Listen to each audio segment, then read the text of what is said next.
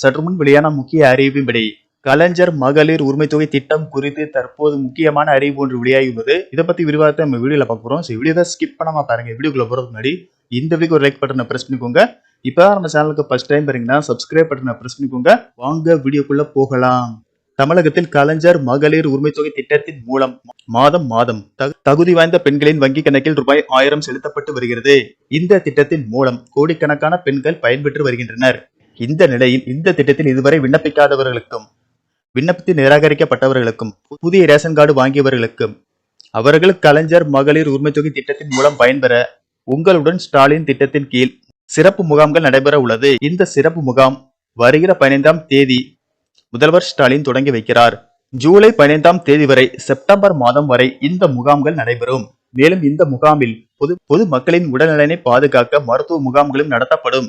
மேலும் ஆதார் சேவை, இ சேவை மையங்கள் அமைக்கப்பட உள்ளது. இந்த திட்டத்தின் கீழ் தன்னார்வலர்கள் ஒவ்வொரு வீட்டிற்கும் நேரடியாக சென்று முகாம் நடைபெறும் நாள், இடம் குறித்த விவரங்கள், அங்கு வழங்கப்பட்டுள்ள பல்வேறு அரசு துறை திட்டங்கள், சேவைகளை விளக்கி கூறுவார்கள்.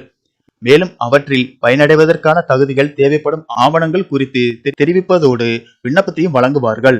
இந்த முகாமில் கலைஞர் மகளிர் உரிமை தொகை பெற தகுதியுள்ள விடுபட்ட பெண்கள் இருந்தால் முகாம் நடைபெறும் நாளன்று முகாமிற்கு சென்று விண்ணப்பிக்கலாம்.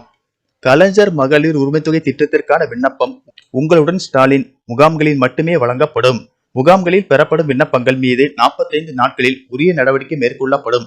இந்த திட்டம் குறித்த விவரங்கள் பொது மக்களுக்கு தெரிவிப்பதற்காக உங்களுடன் ஸ்டாலின் திட்டத்தின் கீழ் தன்னார்வலர்கள் வீடு வீடாக சென்று விண்ணப்பம் மற்றும் தகவல் கையேடு வழங்கும் பணி இன்று முதல் தொடங்க உள்ளது. இந்த பணி 3 மாதங்கள் தொடர்ச்சியாக நடைபெறும். ஆகவே இந்த திட்டத்தின் கீழ் பயன்பெறாத பெண்கள் அனைவரும் இந்த முகாமில் கலந்து கொண்டு விண்ணப்பித்து பயன்பெறுமாறு கேட்டுக்கொள்ளப்படுகிறார்கள்.